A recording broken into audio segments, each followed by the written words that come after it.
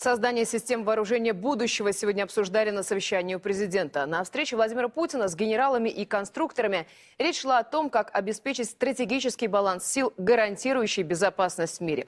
Гиперзвуковые ракеты, роботизированные системы, даже оружие, в основе которого новые физические принципы.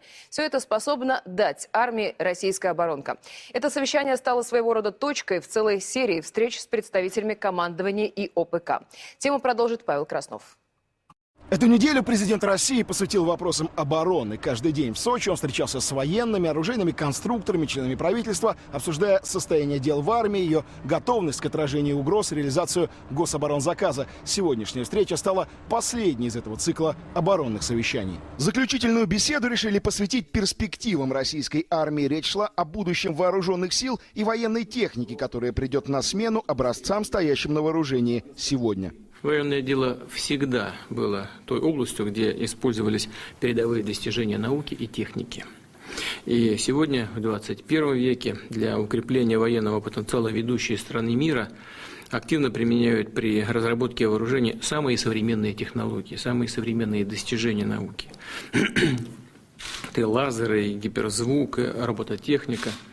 Серьезное внимание при этом уделяется разработке так называемого оружия на новых физических принципах, которое дает возможность избирательного, точечного воздействия на критически важные элементы вооружения, техники, объектов инфраструктуры вероятного противника. В соответствии с принятым в России планом перевооружения армии к 2020 году доля современной техники в войсках должна составить не менее 70%. Но здесь речь идет уже не просто о современном, а о сверхсовременном оружии. Том, что сейчас кажется фантастикой, но в относительно недалеком будущем может стать реальностью. Всего месяц назад пресса опубликовала сенсационную новость. В России успешно испытана гиперзвуковая боеголовка, которой планируют оснастить перспективные межконтинентальные ракеты. Возможности этого снаряда ошеломляют. Он летит к цели со скоростью, превышающей 5 километров в секунду. И против него бессильны любые системы ПРО. Амбиций США относительно создания противоракетного щита президент коснулся отдельно, подчеркнув, Россия при создании новых видов оружия неукоснительно следует международным соглашениям.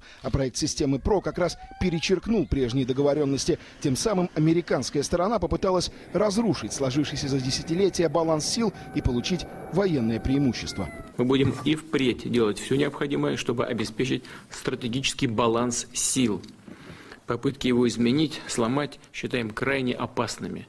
Давайте еще раз вспомним о том, что именно вот этот стратегический баланс сил, который сложился в конце 40-х, 50-х годов, в 50-е годы прошлого столетия, позволил миру избежать крупных вооруженных конфликтов. Наша задача эффективно нейтрализовать любые военные угрозы безопасности России, в том числе связанные с созданием стратегической противоракетной обороны, реализацией концепции глобального удара, ведением информационных войн. В разработке оружия 21 века Россия не стоит на месте. Причем элементы будущего можно увидеть уже сейчас. Это комплекс Нерехта, по сути боевой робот, способный и вести бой, и осуществлять разведку, корректировать огонь или эвакуировать раненых. Работать он может на расстоянии в 25 километров от своего оператора.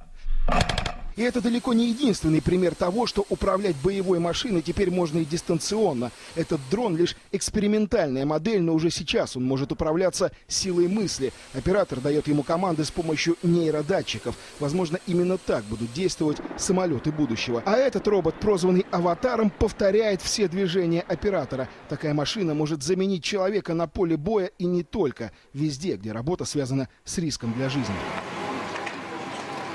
Для оснащения армии будущего в России даже был создан фонд перспективных исследований. Его задача – поиск прорывных проектов для оборонки и их воплощение в жизнь. Пока работа фонда оправдывает связанные с ним ожидания.